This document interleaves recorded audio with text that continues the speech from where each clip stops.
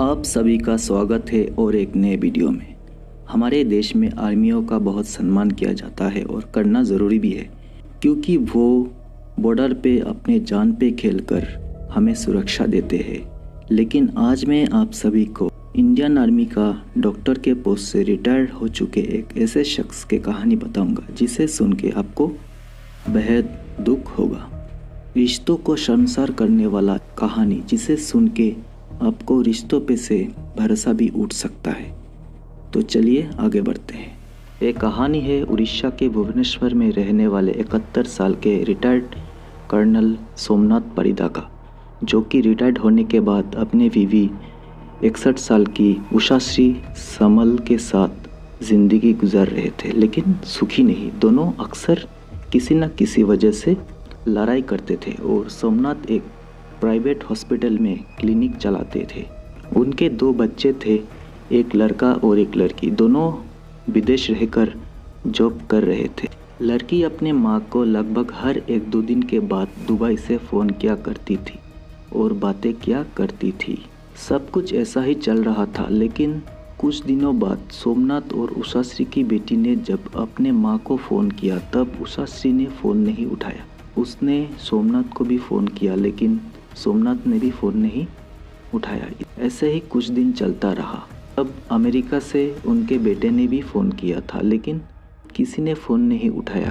कभी कभार अगर सोमनाथ ने फ़ोन उठा भी लिया तो बच्चे अपनी माँ के बारे में पूछा करते थे। तब सोमनाथ बातों को घुमाया करता था, जैसे कि सोमनाथ कहता था कि वो तो दुबई चली गई अपनी बेटी के पास, लेकिन बेटी कहती थी माँ तो दुबई नहीं आई। ऐसे करीब 18 दिन से जब बच्चों को अपने माँ से बात नहीं हुई, तब बच्चों ने अपने मामा को फ़ोन करके पूछा कि वो ज़रा घर जाके देख के आए क्या हुआ।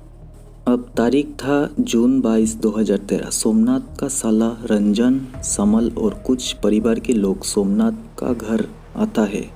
पहले तो सोमनाथ दरवाज़ा नहीं खोलता है, लेकिन जब तमाम कोशिश करने के बाद सोमनाथ दरवाज़ा खोलता है, तब उषाश्री के बारे में पूछा जाता है। तब सोमनाथ कहता है कि उषाश्री तो दुबई चली गई अपने बेटी के पास। यह सब सुनने के बाद उषाश्री के परिवार को शक होता है। तब कोई खिड़की से अंदर झांकने की कोशिश करता है।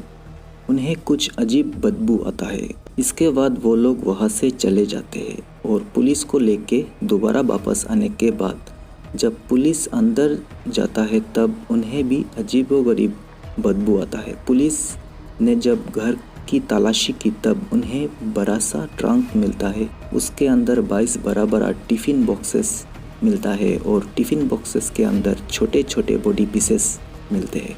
पुलिस तुरंत डॉक्टर सोमनाथ को हिरासत में लेती है। 22 टिफ़िन बॉक्सेस पे करीब 300 बॉडी पार्ट्स मिलते हैं।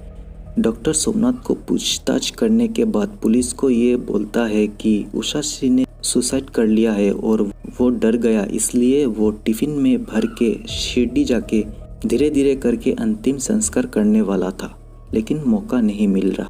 पुलिस को सुसाइड वाला बात हजम नहीं हुई, इसलिए जब पुलिस ने थोड़ा शक्ति दिखाई, तब सोमनाथ ने पूरी बात बताया। उषाश्री और सोमनाथ के बीच अक्सर लड़ाई होता था।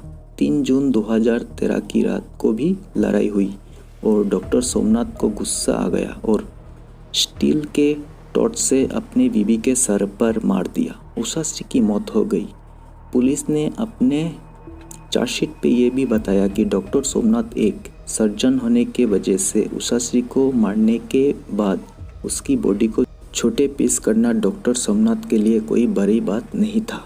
डॉक्टर सोमनाथ ने पुलिस को ये भी बताया, सोमनाथ उषाश्री को मारने के बाद उसके सर को डाइनिंग टेबल पे रखकर रोज बातें किया करता था और सोमनाथ को यह सब अच्छा लगता था, क्योंकि उषाश्री तब बिना कुछ बात करके चुपचाप सुना करती थी। और कुछ दिन बाद धीरे धीरे उषाश्री की कटी हुई सर के बाल भी धीरे धीरे निकलना शुरू हो गया। सोमनाथ ने यह भी बताया, जब बॉडी पीसेस में स्मेल निकलता था, तब वो फेनाइल और दूसरे केमिकल दिया करता था। पुलिस ने चार्जशीट पे ये भी बताया, डॉक्टर सोमनाथ अपने बीवी को मारने के बाद बिल्कुल घबराया हुआ नहीं था। वो रोज अपने क्लिनिक जाया करता था। इतना कुछ होने के बाद पुलिस को जानना था कि सोमनाथ ने अपने बीवी को क्यों मारा।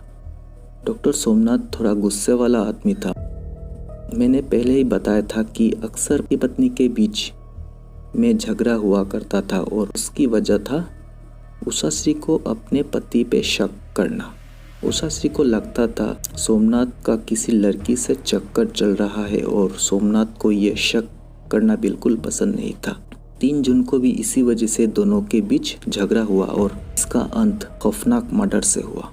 साल 2013 में मर्डर हुआ और 7 साल बाद यानी फरवरी 2020 में कोर्ट ने डॉक्टर सोमनाथ को अपने पत्नी की मर्डर और सबूत मिटाने के जुर्म में आजीवन कारावास और 50,000 रुपये का फाइन भी लगाया।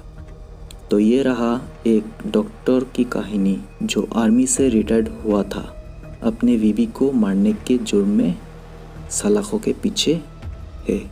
मिलते हैं अगले वीडियो पे। धन्यवाद।